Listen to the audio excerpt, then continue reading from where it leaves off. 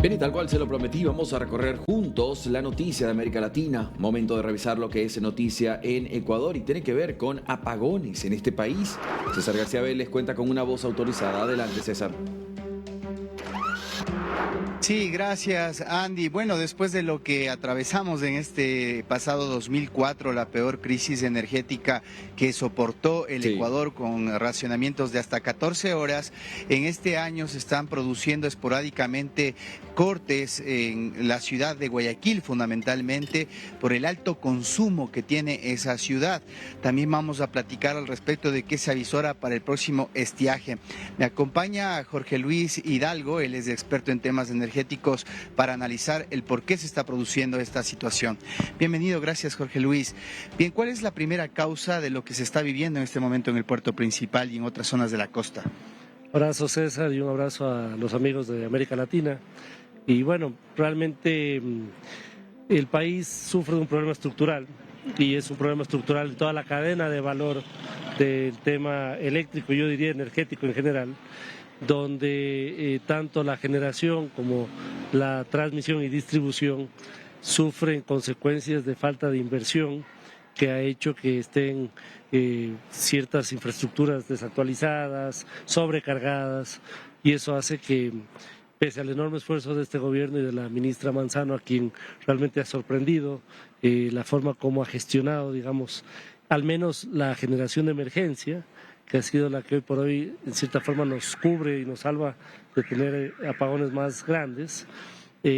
Tenemos una importación importante de Colombia de electricidad, 450 megavatios, tenemos 3 barcazas que creo que van a sumar 300 megavatios, hay una repotenciación de una hidroeléctrica que entra a operaciones de 120 megavatios, creo que hay algo también de generación térmica que ha hecho evidentemente que el golpe sea mucho más manejable, pero pese a este esfuerzo que hay que reconocer, la cadena de valor, especialmente de transmisión y de distribución, se ven afectados, por ejemplo en Guayaquil, que pasó el día de ayer, que se elevan las temperaturas, eso hace que la demanda, por ejemplo, de aires acondicionados se dispare, y al final del día vemos cómo, a pesar de que probablemente teníamos capacidad de generación, ya sufre la transmisión y distribución a tal punto de que hay líneas que están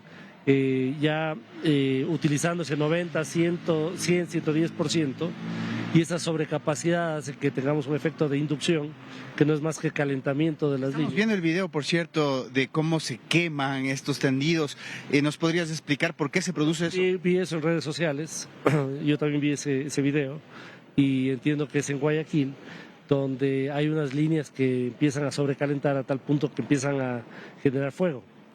Entonces, esto hace que las autoridades, y entiendo que esto pasó ayer, hayan pedido que ciertas industrias y ciertos grandes consumidores se autoabastezcan para bajar este pico que podría haber llegado a 5.000, incluso se habla ya que en algunos momentos podría llegar a 5.500 megavatios, hace que sea, digamos, que las tensiones dentro de la red se compliquen a tal punto que pase este tipo de desafíos. La solución a esto solamente es inversión y cambiar todo ese tendido obsoleto.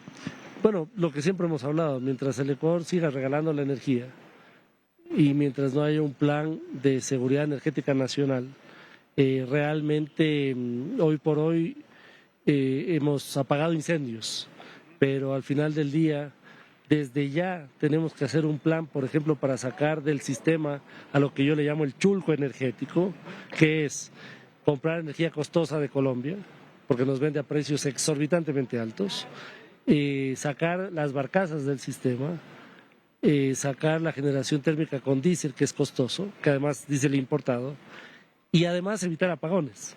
Entonces tenemos una tarea de más o menos unos 1.300, 1.500 megavatios de esfuerzo adicional que necesitamos hacer para que con energía barata, renovable, que además el Ecuador tiene un potencial enorme, podamos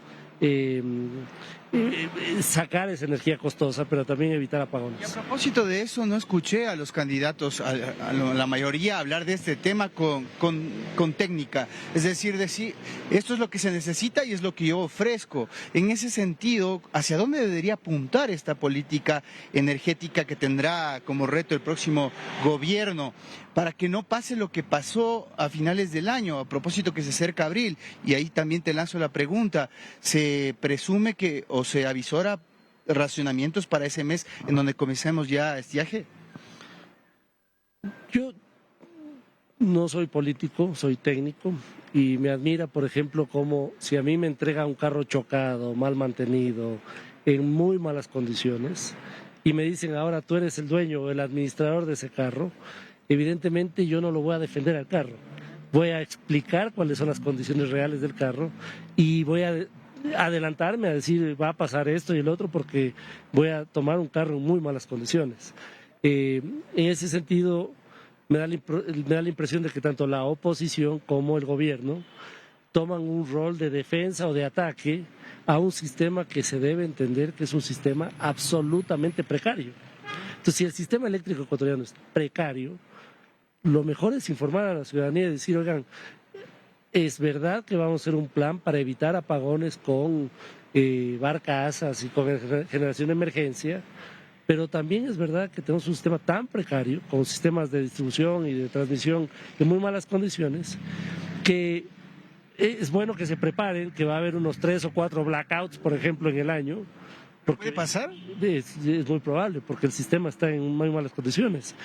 Y además, ese juego de la oposición y el gobierno se lo toma personal, que esté en malas condiciones el sector eléctrico cuando es un sector que estuvo abandonado por 10, 15 años. Y la oposición insensata culpa al gobierno y a una ministra que creo que está 4 o 5 meses de que hay un apagón, por ejemplo, no programado en algún sitio de algún lugar especial de Guayaquil. Entonces yo creo que esa falta de sensatez hace que, por ejemplo, en el tema del debate, no hayan candidatos que digan, oigan, yo no ofrezco porque no hay una solución de una semana a otra o de un año a otro. Esta estabilidad y modernización del sistema requiere de unos 3, 4, 5 años. Y es eso lo que deberíamos comunicar a la ciudadanía para juntos, oposición y gobierno y ciudadanía y actores, podamos resolver juntos el problema. Porque ¿Qué es lo que primero hay que hacer? Con eso concluyo, porque debe haber una hoja de ruta que te diga ya es momento de que al menos de esta cantidad vamos a garantizar para poder enfrentar este problema. primero decirle a la ciudadanía la realidad, porque una ciudadanía informada, ya anticipada, ya toma sus recaudos. Segundo, lo que se ha hecho en este gobierno, evitar apagones. Pero para evitar apagones, perdón la palabra, no sé si la entienden a nivel de Latinoamérica, pero el chulco es este prestador no oficial de dinero que le presta dinero a altas tasas de interés, nosotros le llamamos chulco, ese chulco energético que yo le llamo, que son actores de emergencia que vinieron a proveer energía al país a precios exageradamente altos. Nosotros necesitamos sacarlos del sistema para que no sea como nos pasó en el Ecuador hace algún tiempo, que teníamos una barcaza por 10 o 20 años. La buena noticia, y esto para todos los amigos de América Latina, es que este país es bendecido en recursos. Tenemos recursos hídricos para 20 veces más la producción actual. Recursos eólicos, solares, estamos a la mitad del mundo, biomasa, geotérmica, tenemos la avenida de los volcanes, gas natural. Lo que tenemos lamentablemente en este país es una carencia de gestión energética de los últimos 15 o 20 años y además tenemos lamentablemente un divorcio de estrategia energética que no es más que hacer un plan de seguridad energética nacional que implique aprovechar nuestros recursos como prioridad, aprovechar por ejemplo gas natural que tenemos un potencial enorme, y reducir no solo importaciones o electricidad cara, sino también reducir importación de combustibles que, por ejemplo, el año pasado superó los $7.000 millones. Wow. Eso podría invertir perfectamente en el sistema y en el plan de seguridad energética que tú dices. Es que este país necesita ese plan de seguridad energética. En los últimos 12 años hemos importado cerca de 68.000 millones de dólares y este valor solo se asemeja por debajo de la deuda externa del país.